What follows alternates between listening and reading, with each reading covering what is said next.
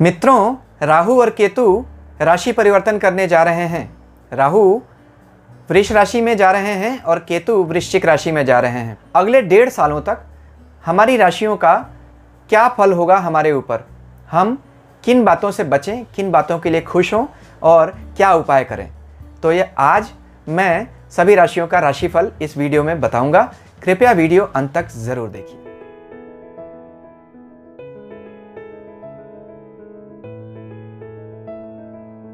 ओम नमः शिवाय।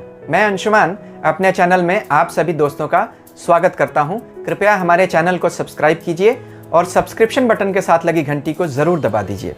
तो राहु केतु राशि परिवर्तन कर रहे हैं। राहु अपनी उच्च राशि वृष में और केतु उच्च राशि वृश्चिक में जा रहे हैं। राहु केतु का अपनी अपनी उच्च राशियों में जाना दुनिया के लिए खुशखबरी है। तो आइए देखते हैं कि राहु केतु का राशि परिवर्तन हम सब पर किस तरह से इम्पैक्ट करेगा। राहु केतु का यह गोचर उन लोगों के लिए बहुत ज़्यादा महत्वपूर्ण है जिनकी राहु केतु की ही महादशा या अंतर्दशा चल रही है। उन लोगों के लिए भी बहुत ज़्यादा महत्वपूर्ण है जिनकी जिस ग्रह की महादशा चल रही है उसी के साथ राहु या केतु बैठे हुए हैं। तो उन लोगों को तो ख़ास तौर पर बहुत सावधानी से इस गोचर के बारे में जानना चाहिए। अब सवाल यह उठता है कि गोचर कहाँ से देखें। तो ऋषि कहते हैं लग्न से देखिए, चंद्रमा से देखिए और सूर्य से देखिए। मुश्किल हो जाएगी अगर तीनों जगह से देखें तो कहीं से अच्छा कहीं से बुरा आएगा। कैसे समझें? तो मैं हमेशा चंद्रमा से गोचर को ज़्यादा महत्वपूर्ण मानता हूँ। कारण क्या है? क्योंकि चंद्रमा हमारा मन है। मन पर जो इम्पैक्ट होगा वही तो सबसे ज़्यादा हमें प्रभावित करेगा। साथ में यह भी देखिए कि बहुत सारे लोग लग्न को प्रधानता देते हैं। उनका ज्ञान अपनी जगह पे है। महर्षि भी कहते हैं लग्न को देखने के लिए, पराशर भी कहते हैं, लेकिन चंद्रमा से क्यों ज़्यादा महत्वपूर्ण हो जाता है, ज़्यादा एक्यूरेट हो जाता है? क्योंकि सारा वैदिक ज्योतिष ही चंद्रमा के नक्षत्र पर ही टिका हुआ है। तो राहु केतु का जो गोचर परिवर्तन हो रहा है यह किस बेसिस पर है? नक्षत्रों और राशियों पर ही तो है। साथ ही यह भी देखिए सबसे ज़्यादा जो फेमस गोचर है वो क्या है? शनि की 7.5। चंद्रमा से जब शनि 12वें पहले और दूसरे स्थान में चलता है तो 7.5 होती है। क्या लग्न से कभी 7.5 देखी जाती है? नहीं, चंद्रमा से ही देखी जाती है ना। तो जब शनि की जैसे ग्रह की 7.5 हम चंद्रमा से गोचर से देखते हैं तो बाकी ग्रहों का हम लग्न से क्यों ज़्यादा इंपॉर्टेंस देकर देखें? सोचने वाली बात है। लेकिन इसका मतलब यह नहीं कि लग्न से नहीं देखना चाहिए। लग्न फिजिकल इम्पैक्ट देता है, हमारे शरीर पर उसका क्या असर पड़ेगा। चंद्रमा मेंटल इम्पैक्ट देता है, हमारा मन उस घटना को कैसे रिएक्ट करेगा यह जानना बहुत ज़रूरी है। तो आप दोनों से देखिए, लग्न और चंद्रमा से, लेकिन ज़्यादा ध्यान आप चंद्रमा से राहु कहाँ जा रहा है उस पर रखिए। राहु केतु को बहुत लोग बहुत बुरा ग्रह मानते हैं। हाँ, ये हमें कष्ट तो देते हैं क्योंकि ये कलयुग के ग्रह हैं। क्योंकि राहु हमारी हर तरह की वह इच्छा है जो कभी पूरी ही नहीं हो सकती। राहु इच्छाओं को बढ़ाता चला जाता है। केतु वहीं हमें निराशा देता है सांसारिक रूप से। क्यों? केतु हमें मोक्ष की तरफ ले जाना चाहता है, इसलिए केतु हमारे एम्बिशंस को कट करता है, हमारी उपलब्धियों को सीमित करता है। इसलिए राहु केतु कभी अच्छे और कभी बुरे होते हैं। लेकिन ध्यान दीजिए कि राहु टेक्नोलॉजी भी तो है, राहु एडवांसमेंट भी तो है। दुनिया अगर आगे जा रही है तो उसके पीछे राहु ही तो है। जितनी आप माया, जितनी टेक्नोलॉजी देख रहे हैं सब कुछ राहु है। तो इसको हम बुरा कैसे कह सकते हैं? यह अपने आप में बुरा नहीं है। उसका प्रयोग अगर हम ज़रूरत से ज़्यादा करें या माइंडलेसली करें वह बुरा है। इसलिए राहु जब अपनी उच्च राशि में जाता है तो दुनिया में टेक्नोलॉजिकल एडवांसमेंट्स बहुत तेज़ी से होने लगती हैं। साइंटिफिक डिस्कवरीज भी केतु लाता है क्योंकि केतु रिसर्च का प्लैनेट है। इसलिए केतु जब वृश्चिक राशि से गोचर करता है तो रिसर्च फील्ड्स में तेज़ी आती है। यह राशि परिवर्तन किन लोगों के लिए सबसे अच्छा हो सकता है? यह उन लोगों के लिए बहुत ही अच्छा होगा जो hotel, tourism, aviation, share market, leather industry और किसी तरह के भी मीडिया, कंप्यूटर, इंफॉर्मेशन टेक्नोलॉजी और फैंसी आइटम का काम करते हैं। वहीं केतु का यह राशि परिवर्तन उन लोगों के लिए बहुत ही अच्छा होने वाला है जो कुछ भी ऐसे कामों से जुड़े हुए हैं जो रिसर्च से हैं, जो आध्यात्मिकता से हैं यानी स्पिरिचुअलिज्म से हैं, जो आर्मी से जुड़े हुए काम हैं यानी सुरक्षा से, और डॉक्टर्स के लिए भी, मेडिकल प्रोफेशन से जुड़े लोगों के लिए केतु का यह गोचर बहुत ही शुभ परिणाम लेकर आएगा। कुछ पॉइंट्स हैं जिनको गोचर का विचार करते समय ज़रूर देखना चाहिए। ज्योतिष जिनको आता है वो इन पॉइंट्स का ज़रूर ध्यान रखें। मेरे जिन मित्रों दर्शकों को ज्योतिष नहीं आता है वह भी आराम से यह वीडियो देख सकते हैं, क्योंकि इसमें जो रिजल्ट्स मैं बताऊंगा वो तो उन पर लागू हो गए ही। जो थोड़ा ज्योतिष जानते हैं और कुछ और विचार कर सकते हैं वो और ज़्यादा सटीक जानकारी ले सकते हैं। तो आप गोचर का विचार करते समय कुछ और बातों का ज़रूर ध्यान देखें। क्या देखें?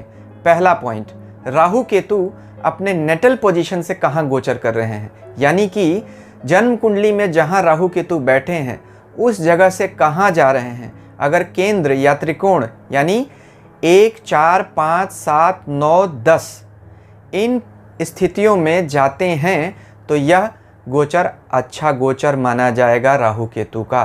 पॉइंट नंबर 2, अपने नेटल पोजीशन से यानी कुंडली में जहां बैठे हैं वहां से किस ग्रह के ऊपर गोचर करने जा रहे हैं। मान लीजिए किसी का राहु 7वें स्थान से गोचर करने जा रहा है और वहां सूर्य उनकी कुंडली में 7वें स्थान पे ही बैठा हुआ है। अब राहु का यह गोचर उनके पिता के लिए अच्छा नहीं होगा, पत्नी के लिए भी अच्छा नहीं होगा, क्योंकि राहु सूर्य के ऊपर से जाता है तो पिता की सेहत बहुत मुश्किल में आ सकती है। यही मान लीजिए राहु किसी की कुंडली में 10वें घर में शुक्र बैठा और उसके ऊपर से राहु गोचर कर रहा हो, यानी कि राहु 10वें स्थान में आ जाए जहां उनकी कुंडली में शुक्र भी वहीं बैठा हो, तो क्या होगा? काम धंधे में बहुत तरक्की होगी, क्योंकि राहु का गोचर व्यापार के लिए, काम के लिए बहुत अच्छा हो जाएगा। तो इस बात से भी आपको ध्यान रखना पड़ेगा। तीसरा पोजीशन, नेटल पोजीशन से किस भाव में गोचर हो रहा है कुंडली के, यह भी ज़रूर देख लीजिए। अगर खास तौर पर यह देखिए कुंडली का वह भाव जहां राहु गोचर कर रहा है अगर खाली ही है तो सबसे अच्छा है, राहु केतु वहां अच्छा रिजल्ट देंगे। अगला पॉइंट देखिए कि राहु केतु जब ट्रांजिट कर रहे हैं तो वो किस ग्रह के साथ युति कर रहे हैं। वह ग्रह जिन महीनों में उच्च या नीच होगा राहु केतु उसके प्रभाव को बढ़ा देंगे, क्योंकि राहु केतु क्या है? एम्पलीफायर हैं। अगर वह ग्रह मान लीजिए राहु बुध के साथ आ गया और बुध मार्च के महीने में मीन राशि में आ जाता है जहां वह नीच हो जाता है, तो क्या होगा? जिसका राहु बुध के साथ ट्रांजिट में आ गया मीन राशि में वह ज़्यादा बुरा रिजल्ट देगा उस समय, क्योंकि वो तो इफेक्ट्स को बढ़ा देगा। वहीं बुध अगर अगस्त सितंबर में बुध अपनी उच्च राशि में चला जाता है तो राहु अगर उसके साथ गोचर कर रहा हो तो उसके रिजल्ट को और बढ़ा देगा। ऐसे लोगों को बहुत अच्छे रिजल्ट मिलने लगेंगे। तो इस बात का भी ध्यान रखिए 18 महीनों में किस महीने में राहु कैसा असर देगा यह तो इन बातों पर भी डिपेंड करेगा। अगला पॉइंट कि अष्टक वर्ग में भी राहु कहाँ जा रहा है। अष्टक वर्ग गोचर देखने का बहुत अच्छा सिद्धांत है, यानी किसी भाव को अष्टक वर्ग में कितने पॉइंट्स मिले हैं इस बात पर विचार कीजिए।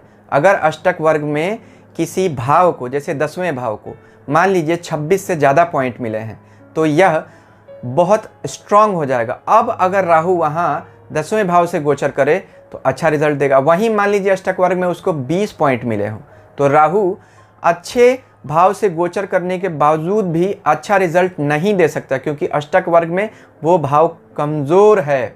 वहीं देखिए कि राहु अष्टक वर्ग में जिसके साथ गोचर कर रहा है या जिसके ऊपर आ गया उस ग्रह को अगर उस भाव में 4 या ज़्यादा पॉइंट मिले हैं तो वह अच्छा रिजल्ट देगा। राहु केतु का अपना कोई अष्टक वर्ग तो होता ही नहीं है। तो यह अष्टक वर्ग सिद्धांत भी ज़रूर याद रखिए, क्योंकि यह बहुत ही इम्पॉर्टेंट सिद्धांत है ट्रांजिट में ग्रहों के बल का विचार करने में। अगला पॉइंट, वेद। वेद एक बहुत ही इम्पॉर्टेंट कॉन्सेप्ट है। वेद का मतलब होता है ऑब्स्ट्रक्शन। देखिए कि राहु केतु जहाँ से गोचर कर रहे हैं वहाँ से वेद पॉइंट्स में कोई ग्रह है कि नहीं, यानी कि अलग अलग ग्रहों के अलग अलग वेद पॉइंट्स होते हैं। मान लीजिए सूर्य कहीं बैठा है और शनि 7वें वहाँ से आ गया तो उसको वेद कहेंगे। हालांकि सूर्य शनि एक दूसरे को वेद नहीं करते हैं, यानी सूर्य जहाँ से बैठेगा अगर उससे शनि 7वां आ गया तो सूर्य को अपने गोचर में जो परिणाम देना चाहिए वो नहीं देगा। ऐसे ही सभी ग्रहों का अलग अलग वेद पॉइंट्स होता है। आप स्क्रीन पर जो टेबल देख रहे हैं वह वेद पॉइंट्स का टेबल है, इसको आप रेफर कीजिए। इसमें आप यह ध्यान रखिए कि शनि केतु एक जैसा वेद देते हैं और बुध और राहु एक जैसा वेद देते हैं। अगला पॉइंट यह भी देखिए कि राहु केतु आपके जन्म नक्षत्र से कहाँ गोचर कर रहे हैं, कौन से नक्षत्र में जा रहे हैं, बहुत ज़रूरी है।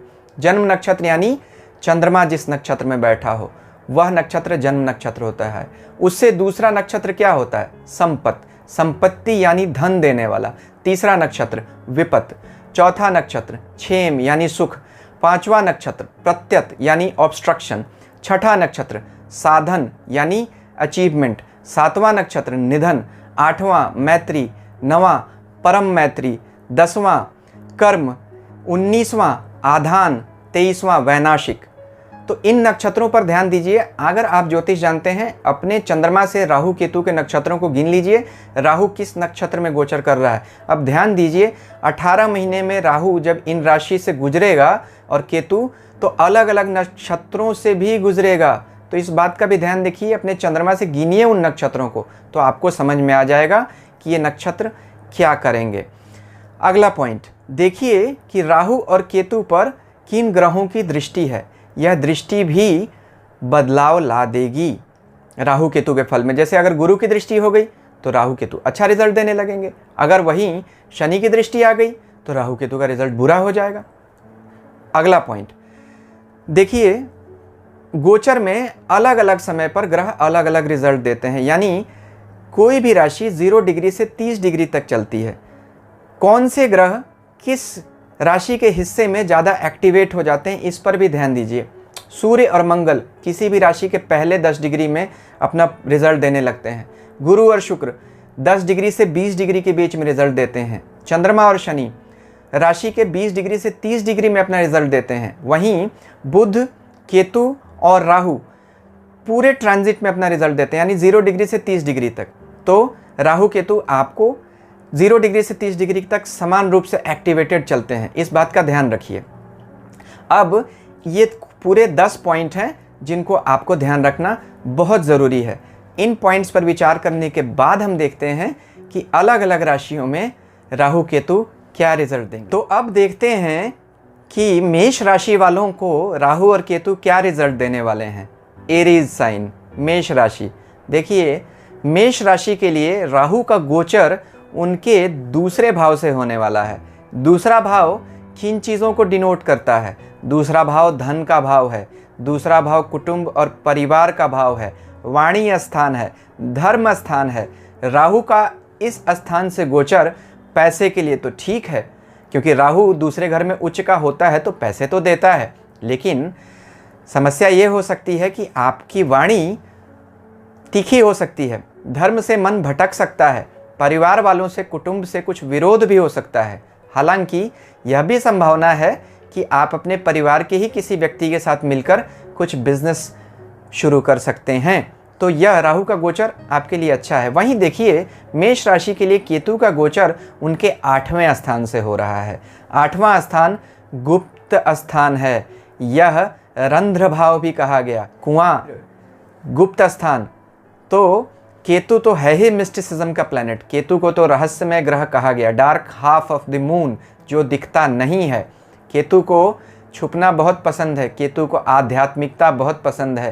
केतु इसीलिए तो मोक्ष का ग्रह कहा गया। हम छुपकर जो साधना करते हैं वह केतु है, हम दुनिया को दिखाकर जो साधना करते हैं वह गुरु है। इसलिए गुरु धर्म का ग्रह है और केतु स्पिरिचुअलिज्म का यानी आध्यात्मिकता का। दोनों में ज़्यादा अंतर नहीं है, लेकिन दोनों के फंक्शन में अंतर है। जो लोग तपस्या करते हैं छुपकर करते हैं, शनि और केतु तपस्या है, गुरु उस पूजा पाठ का बाहरी प्रदर्शन है, बाहरी आवरण है। इसलिए केतु को 8वां घर बहुत पसंद है, क्योंकि 8वां घर छुपने का स्थान होता है। 8वें घर में बैठा हुआ केतु आपकी आध्यात्मिकता को बढ़ा देगा। आपके स्वास्थ्य में कुछ समस्याएं आ सकती हैं, पैसे संबंधी कुछ तकलीफ आ सकती है, लेकिन यह केतु आपके लिए, अगर आपकी सेहत ठीक है तो कोई चिंता की बात नहीं। अगर आपकी सेहत तकलीफ़ में है और किसी ऐसे ग्रह की महादशा चल रही है जो आपकी सेहत को ख़राब कर रहा है, तो सावधान हो जाइए, आपका केतु आपको बुरा रिजल्ट भी दे सकता है।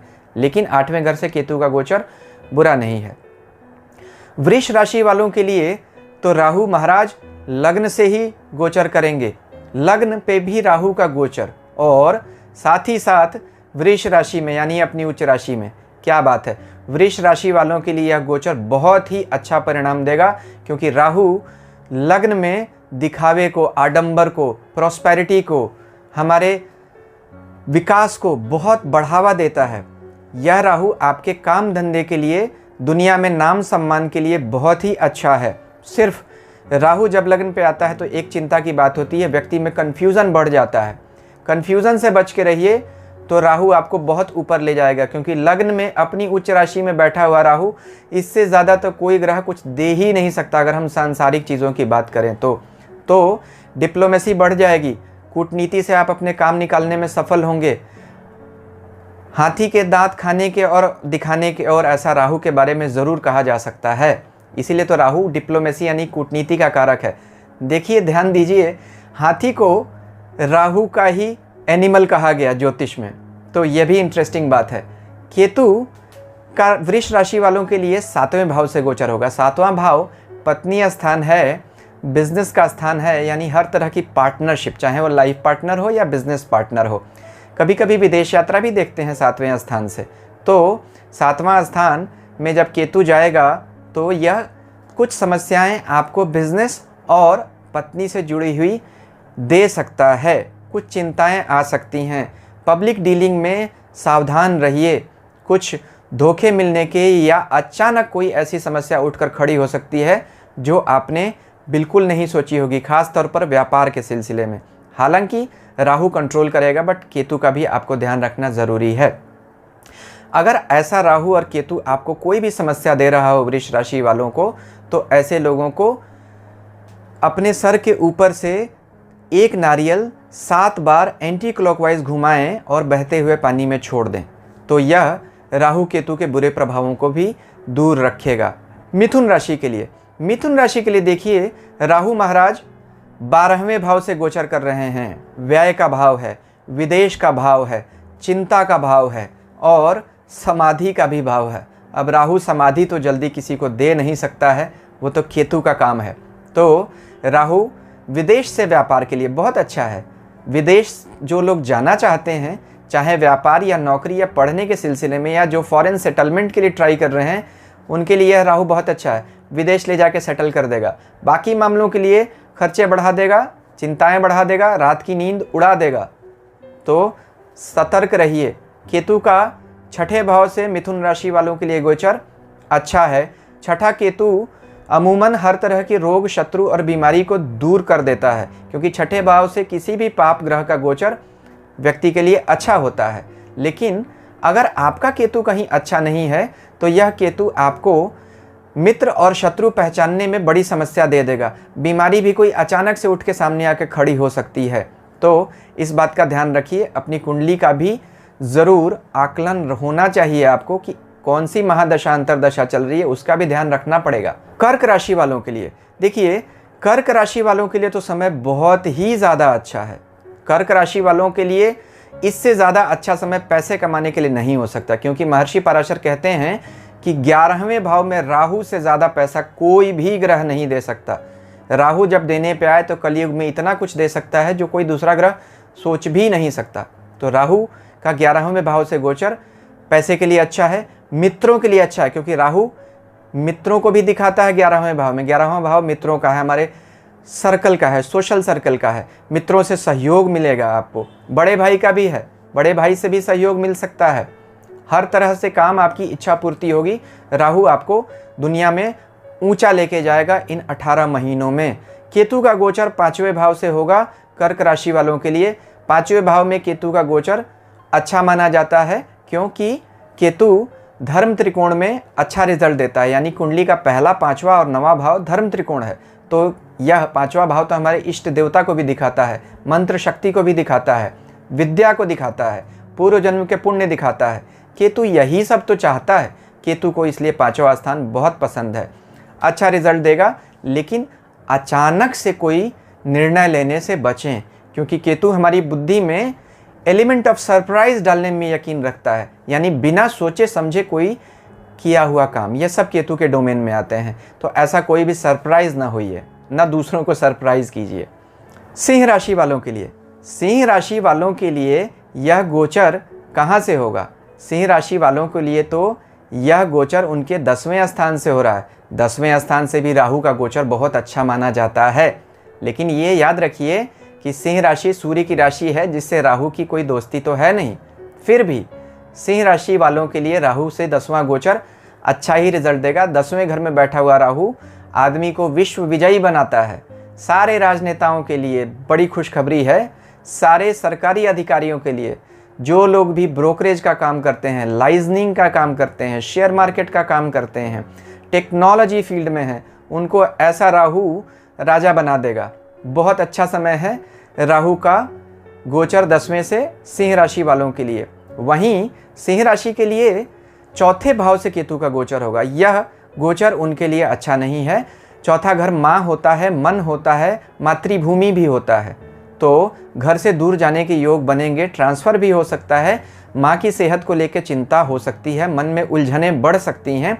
लेकिन अगर आप पहले से ही कहीं दूर जाना चाहते हैं, ट्रांसफ़र का मन बना रहे हैं, विदेश जाने की इच्छा है अगर आपकी, तो राहु केतु का यह गोचर सिंह राशि वालों को तो पक्का अपने घर से दूर लेकर जाएगा ही जाएगा। इस समय में कोई नया वाहन या कोई नया घर लेने का विचार ना करें तो ही अच्छा है। अपनी कुंडली को ज़रूर देख लें कौन सी दशा चल रही है।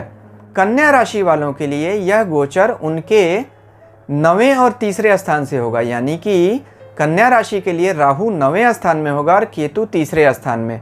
9वें भाव में राहु व्यक्ति को दूर देश की यात्रा कराता है। 9वें भाव से राहु का गोचर बाकी सब चीज़ों के लिए तो ठीक है, लेकिन आदमी धर्म से दूर होता चला जाता है। ऐसा व्यक्ति बड़ों की बातें नहीं मानता, तो गोचर से आप में अहंकार बढ़ सकता है। आप में कुछ ऐसे निर्णय लेने की प्रवृत्ति आएगी जो आप अच्छी सलाह लिए बिना करेंगे। तो कन्या राशि वालों कृपया सावधान रहिए। राहु का यह 9वां गोचर आप में इम्पल्सिवनेस बढ़ाएगा। जल्दबाजी में कोई भी निर्णय न लें, बाद में आपको इसका बुरा रिजल्ट देखना पड़ेगा। उनके लिए केतु तीसरे भाव से गोचर करेगा। तीसरे भाव से केतु का गोचर कोई खास नहीं माना जाता है। तीसरे भाव में बैठा हुआ केतु पराक्रम और भाइयों के लिए उलझने बढ़ाता है, यानी हमें कुछ कम्युनिकेशन से रिलेटेड प्रॉब्लम्स भी हो सकती हैं। वाद विवाद में न फंसें, कोई भी नए सरकारी मुकदमों में न जाएं, किसी से वाद विवाद करके कोई बात को न बढ़ाएं, नहीं तो ऐसा केतु बंधन योग भी कर देता है। आदमी बेकार की मुसीबतों में, बेकार की उलझनों में फंस जाता है। लेकिन यह केतु अगर आप लिखने पढ़ने से जुड़ा हुआ कोई काम करते हैं, मीडिया से जुड़ा हुआ कोई काम करते हैं, तो आपके लिए राहु केतु का यह गोचर बहुत ही अच्छा है। अगर आप ट्रैवल इंडस्ट्री में हैं और कहीं आपका कोई काम लेदर या हॉस्पिटैलिटी या लग्जरी इंडस्ट्री से जुड़ा हुआ है, तो आपके लिए राहु केतु का यह गोचर अच्छा। तुला राशि की बात करते हैं। तुला राशि यानी लिब्रा साइन के लिए यह गोचर राहु का उनके 8वें भाव से होगा। 8वें भाव से गोचर राहु का पैसे के खर्चे को बहुत ज़्यादा बढ़ा देगा। जो लोग शेयर मार्केट में हैं बिल्कुल सावधान हो जाएं। शेयर मार्केट वालों के लिए बहुत फूंक फूंक कर कदम रखने का समय है। जो लोग बिजनेस में एक्सपेंशन चाहते हैं उनको भी सावधानी रखनी पड़ेगी। बहुत नाप तोल कर ही चलें। राहु का 8वें भाव से गोचर पैसे बर्बाद कराने की टेंडेंसी रखता है, मन में भी उलझन बढ़ा देता है। केतु उनके लिए उनके दूसरे भाव से गोचर करेगा। दूसरा भाव कुटुंब का घर है, दूसरा भाव वाणी स्थान है, धन का घर है। इन चीज़ों में उलझन आने लगेगी। तो राहु केतु का यह गोचर तुला राशि वालों के लिए संभल कर चलने का समय बताता है। वृश्चिक राशि, वृश्चिक राशि के लिए राहु उनके 7वें भाव से गोचर करेगा। 7वें भाव से राहु का गोचर बिजनेस के लिए तो अच्छा है, इसमें कोई डाउट नहीं है। पार्टनरशिप्स के लिए भी अच्छा है। एम्बिशंस बढ़ जाएंगे आपके, लेकिन जीवन साथी की सेहत के लिए सावधान रहें। दूर देशों की यात्राएं भी करने को मिलेंगी, नई पार्टनरशिप्स भी डेवलप हो सकती हैं। बिजनेस में आप नए आइडियाज़ और इनोवेशंस भी ला सकते हैं।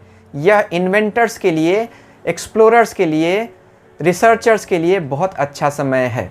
केतु वृश्चिक राशि वालों के लिए तो उनके लग्न से ही गोचर करेगा। लग्न से केतु का गोचर व्यक्ति में उलझने बढ़ाता है, व्यक्ति आइसोलेशन की तरफ चला जाता है, मिस्टिसिज्म में इंटरेस्ट बढ़ता है।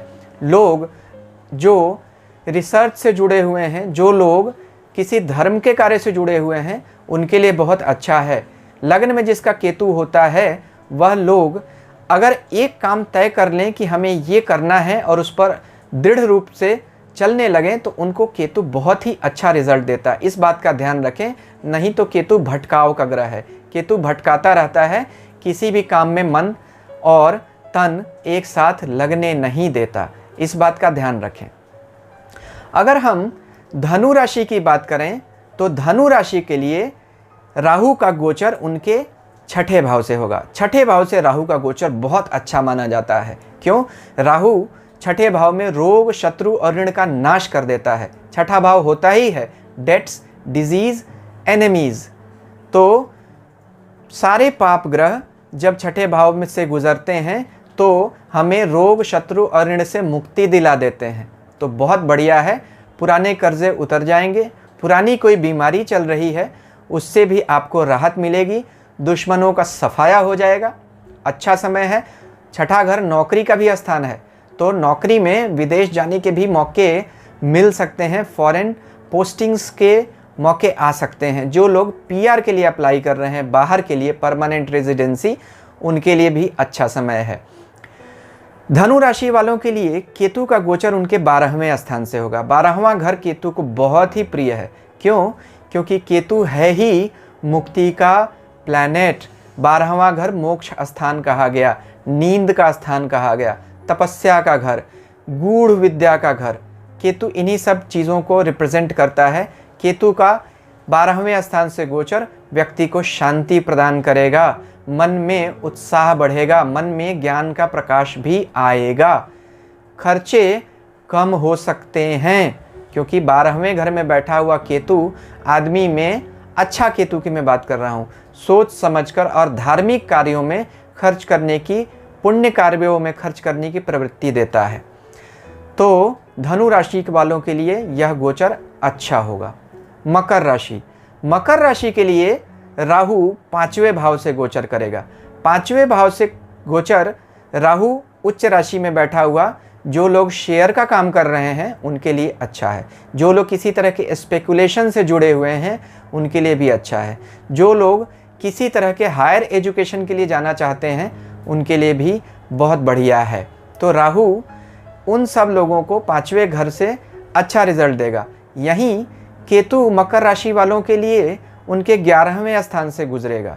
राहु और केतु का 5वें और 11वें एक्सिस से गुजरना मकर वालों के लिए थोड़ा सा पैसे में तकलीफ क्रिएट करेगा, क्योंकि कहा गया शनि वध राहु। तो शनि के लग्न और शनि की राशि वालों के लिए राहु का गोचर किसी अच्छे भाव से ठीक रिजल्ट देता है। हालांकि राहु धर्म त्रिकोण में, यानी कि पहला, 5वां और 9वां भाव कुंडली का धर्म त्रिकोण कहा गया, राहु यहाँ से गुजरता हुआ बहुत अच्छा तो नहीं माना जाता अगर आपकी कुंडली में कोई राजयोग बनाकर न बैठा हो। राजयोग बनाकर बैठा हो तो ऐसा राहु और केतु आपको बहुत ही ज़्यादा अच्छा रिजल्ट देने लगते हैं। अदरवाइज यह आपको उलझन बढ़ा देते हैं, तो सावधान रहिए। इसी तरह अगर शनि की दूसरी राशि कुंभ की बात करें तो कुंभ वालों के लिए राहु उनके 4थे स्थान से गुजरेगा। 4था स्थान माँ का, मन का, मातृभूमि का, गाड़ी का और घर का होता है। तो इन सब बातों में आपके सपने बढ़ जाएंगे, क्योंकि राहु सपनों को बढ़ाता है। राहु किसी भी चीज़ को एक्सिलरेट करता है, एक्सपैंड कर देता है। तो आप इन मामलों में आपके सपने बढ़ेंगे और आप इन चीज़ों के लिए ज़्यादा प्रयास करना शुरू कर देंगे। लेकिन केतु का गोचर 10वें भाव से होगा कुंभ राशि वालों के लिए। तो कुंभ राशि वालों, आप लोगों को सावधानी रखने की ज़रूरत है अपने वर्क प्लेस पे। काम की जगह पे किसी तरह की बैक बाइटिंग से बचें, किसी तरह के सडन रैश डिसीजंस लेने से बचें। अचानक यह नहीं कि रात में कोई बात सोची और सुबह कर डाला, तो निश्चित जानिए बड़ी मुसीबत में आप फंस जाएंगे। नौकरी जा सकती है, बिजनेस में लंबी नुकसान का योग बन सकता है। सावधान रहिए, तो आपको यह गोचर ठीक सा रिजल्ट देकर जाएगा। अब अगर हम मीन राशि वालों के लिए बात करें तो मीन राशि के लिए राहु उनके तीसरे भाव से गोचर करेगा। तीसरे भाव से राहु बहुत अच्छा माना जाता है, क्योंकि राहु तीसरे भाव में अच्छे रिजल्ट देता है। 3, 6, 10, 11 उपचय स्थान कहे जाते हैं। यहाँ सारे पाप ग्रह अच्छा परिणाम देते हैं।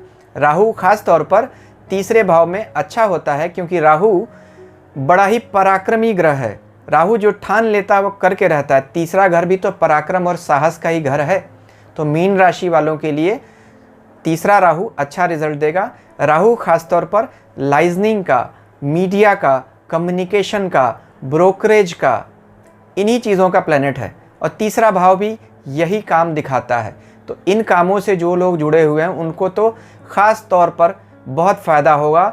जो कंप्यूटर और इंफॉर्मेशन टेक्नोलॉजी से जिनकी नौकरी जुड़ी हुई है उनके लिए भी यह राहु अच्छा है। केतु का मीन राशि वालों के लिए गोचर 9वें भाव से हो रहा है। 9वां भाव धर्म का भाव होता है। 9वां भाव हमारे गुरु का स्थान होता है। 9वां भाव हायर लर्निंग का स्थान है। तो केतु वहाँ बैठकर बहुत ही अच्छा रिजल्ट देता है, क्योंकि केतु को ये चीज़ें बहुत ही पसंद हैं। तो केतु आपको कहीं दूर देश की यात्रा भी ले जा सकता है। काफ़ी धार्मिक यात्राएं भी आप कर सकते हैं इस पीरियड में।